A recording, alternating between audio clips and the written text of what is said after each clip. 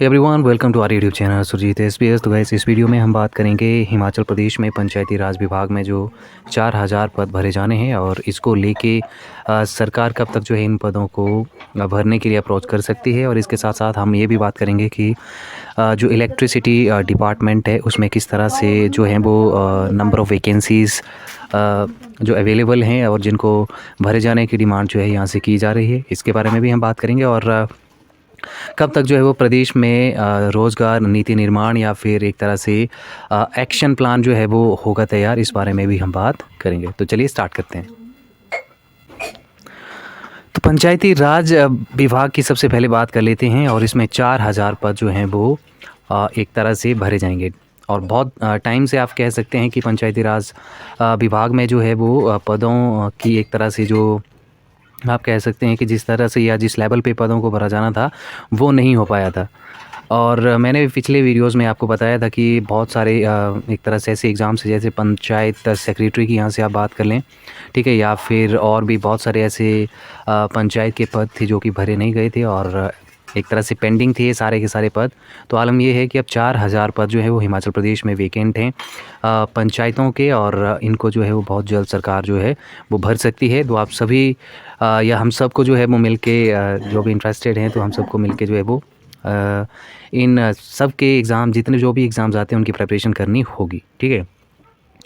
अब क्योंकि सरकार जो है वो मान के चली है कि एक साल में तकरीबन जो है वो 20 से 25 हज़ार वैकेंसी जो हैं वो यहाँ पे फिल करने का इनका जो टारगेट है कांग्रेस सरकार का, ठीक है। और सीएम साहब ने भी कई बार जिक्र किया है कि उनका जो टारगेट है वो युवाओं को रोज़गार देने का है।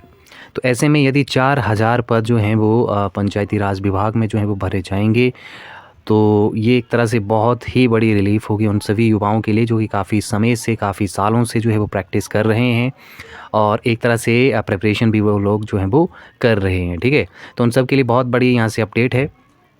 इसके अलावा यदि हम बात करें तो विभाग का जो एक्शन प्लान है वो 31 मार्च तक लागू होगा। और एक्शन प्लान के बारे में आपको मैं बीच-बीच में बताता रहता हूँ कि रोज़गार नीति निर्माण का जो कार्य है वो प्रदेश की जो गवर्नमेंट है वो कर रही है। और एक मंथ के बीच में जो है या मंथ के बाद कभी भी जो है वो यहाँ पे कैबिनेट मीटिंग हो सकती है और 31 मार्च तक जो है पूरा सिस्टम जो है रोज़गार नीति निर्माण का वो लागू किया जाएगा। और फिर उसके बाद जो है वो हिमाचल के जितने भी युवा मौजूद हैं उनको जो है वो नौकरियों का जो एक तरह से पिटारा है वो खुलने वाला है। तो आप अपनी प्रैक्टिस तैयारियां जो हैं वो करते रहें, ठीक है।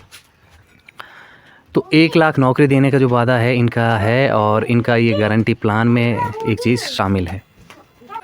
तो अब हम बात करते हैं कि जो इलेक्ट्रिसिटी डिपार्टमेंट है उसमें कितने पद खाली हैं।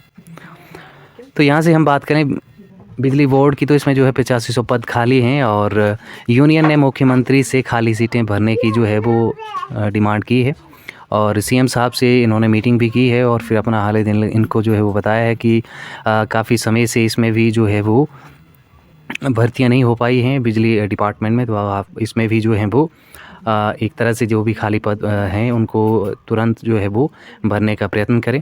और यहाँ पे बता दें कि 8655 सेवानिवृत्त की जगह जो है मात्र 4377 पदों को ही जो है वो भरा अभी तक गया है। और इसके चलते ही अब 8500 के करीब जो हैं वो हिमाचल प्रदेश में इलेक्ट्रिसिटी डिपार्टमेंट में भी जो हैं वो वैकेंसीज़ अवेलेबल हैं। यदि इनको भी भरा जाता है तो कहीं ना कहीं फिर आप यहाँ पे मान के चलो कि 4000 के करीब पंचायतों में पहले ही वेकेंट है और 8500 ये तो 12 से 13,000 के बीच में जो है ये नंबर जो है पहुंच जाएगा। तो ऐसे में नंबर ऑफ़ वैकेंसी काफ़ी ज़्यादा है। फिर शिक्षा विभाग है उसमें भी काफ़ी सारे पद जो हैं वो वेकेंट हैं।